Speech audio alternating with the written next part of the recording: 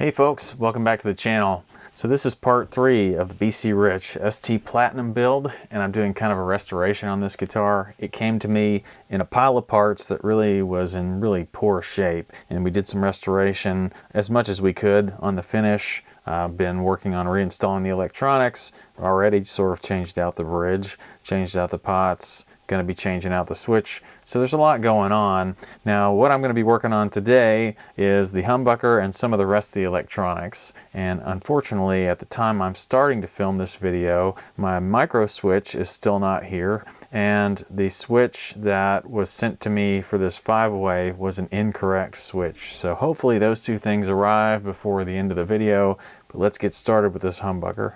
Before I jump completely into the humbucker, let me show you one modification that I did in between episodes, and that was to install some of this copper foil tape. It's a 1-inch copper foil tape on the inside of the cavity for this guitar. So I've lined the cavity and I've overlapped the edges just a bit, and I've also lined the back of the control plate cover so that once this cover is installed, there's a complete Faraday cage around this entire control cavity, and you've got kind of a shielding situation around your pots and all your switches. It doesn't really shield the pickups, it doesn't really shield the jack, but this is the meat of the electronics here, and so it's really going to keep things quiet, or at least I'm hoping it does.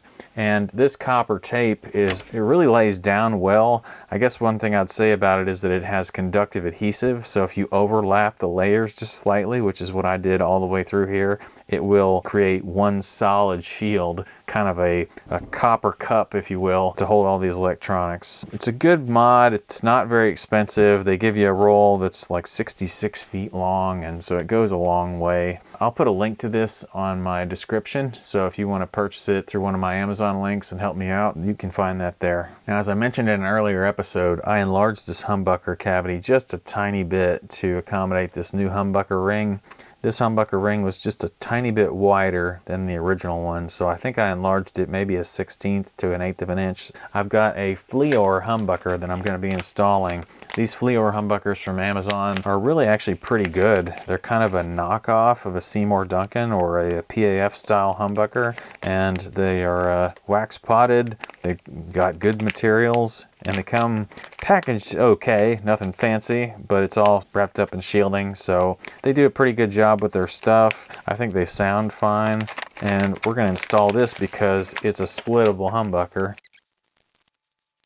Now this particular Fleor has all adjustable pole pieces, so the pole pieces on both sides and both bobbins can be adjusted up or down with a hex screw, it looks like. And I've got black pole pieces which kind of match the theme of the guitar, and the wire that comes with it is a 4-conductor wire, so I'm going to be able to use that micro switch or mini switch to split the coils on this thing. And the humbucker comes with screws, but these do happen to be chrome screws, if you're wondering. Even though the pole pieces are black, the screws are chrome. It's not going to be that big a deal for me because these magnets are already sort of chrome. The bridge is actually chrome, so there's going to be a mixture of black and chrome parts on this guitar. Now, a lot of these humbucker rings do have an orientation. This one happens to be a little bit thicker toward the back than the front to accommodate for some of the angle in the strings. And I'm going to go ahead and put these springs on the screws before I start the screws. This is always kind of a juggling act just because it's difficult to get these things started sometimes. See, if you need any proof that these are wax potted, look at that wax that comes out of that base plate hole. So the humbucker's in place, but to cap it off, I'm going to use some of the black oxide screws that I restored. Alright, and it's actually kind of hard to believe, but that humbucker barely fits in that routed spot. This is the bridge, just to give you kind of a preview of the way that's going to look when that's installed. I've got the knobs to reinstall yet, obviously, and I've got the switches and stuff, so I've still got lots of electronics and wiring to do, but that's kind of just a little sneak peek. I'm getting parts in pieces, and I've gotten the correct switch today. This is a on-on switch instead of the momentary that I got last time by mistake. I've got the tone cap installed. That's just grounded to the back of this pot, and it runs to one leg of the tone pot. Obviously the jack wired, and got a lead wire for that. Nothing wired in yet. Nothing wired in on any of the pickups except for the grounds. So let me install this on switch here. Get that clocked correctly. And that's how I want it. So now the switch operates this direction, which is this direction. Unfortunately, it's just very hard for me to film inside this cavity, so I'll do some wiring and show you the results. All right, just a quick peek inside this cavity, how I've got things set up so far. Still waiting on that big switch to come in, but I do have the smaller switch wired in. That's just sitting there and acting as a coil tap. So I've got the center 2 wires from the humbucker cutting out or grounding out one of the coils. That way only one of the coils is active. And so it sort of, makes it sound like a single coil, because it is. And I've got the tone pot completely wired in. I've got it wired over to the volume pot. I've got an extra wire from the volume pot that's going to go to my switch. I've got the jack wired in to the volume pot as well. And I got all the bridge grounds and pickup grounds and switch ground all wired into this lug that's on the side of the cavity here, and then of course the whole cavity is lined with the copper tape.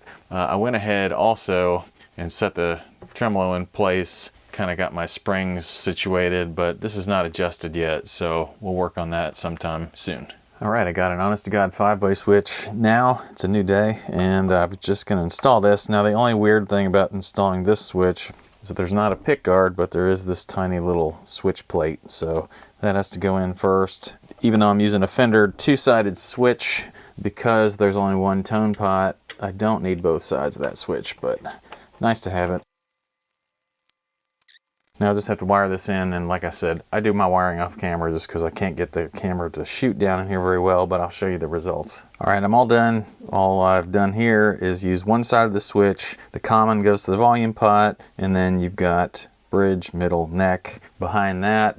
And it's a little bit more cluttered in here than I normally keep things, but that's because I wanted to make sure to leave all the extra wire for the humbucker so that if somebody wanted to take that humbucker out, use it for a different purpose, they'd still have the extra.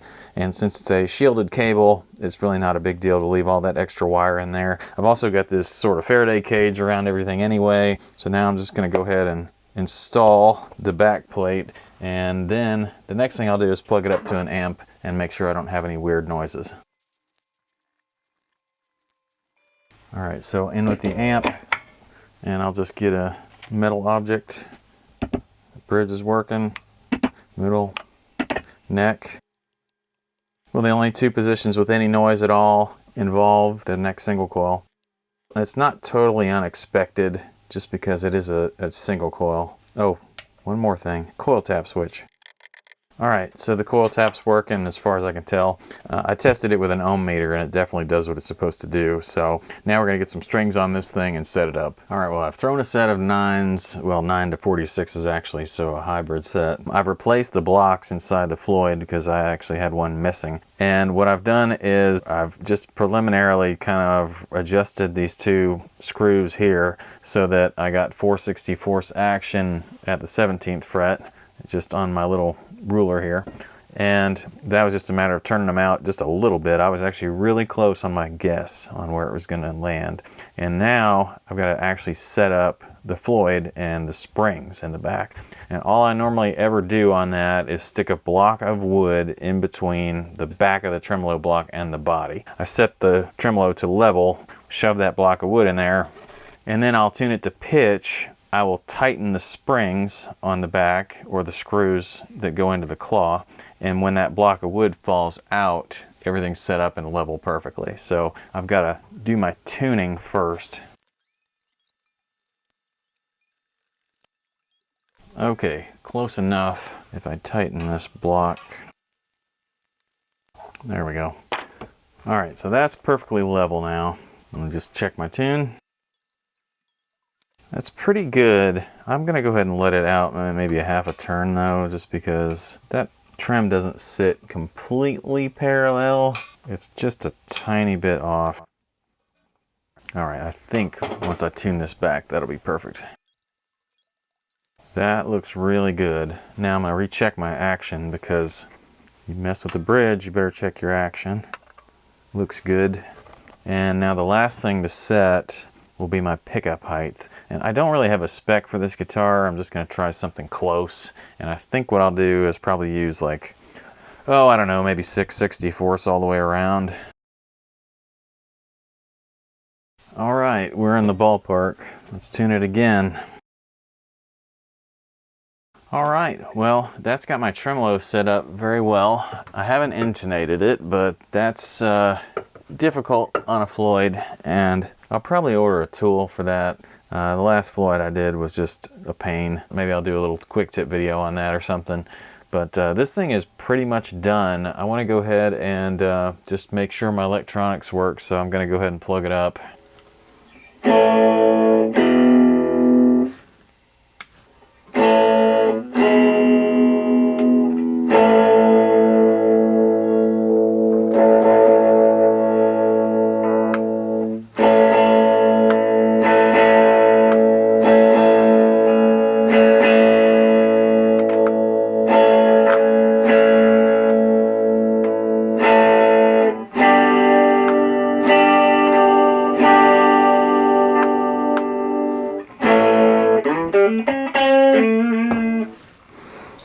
Yeah, cool. Well, it's functioning well. The pickups all sound pretty balanced to me right now, so I'm pretty happy with that. I'm gonna have to play around and see kind of what settings work well on this thing and how muddy the distortion can get and all that kind of stuff. Anyway, yeah, it's been a fun little project. I appreciate you guys hanging out with me through this thing, and if you haven't checked out the playlist for this guitar, make sure you do. Thanks a lot. I appreciate the likes and the comments. I really enjoy when you guys subscribe to my channel, and check out my Amazon links, and I'll see you guys next time.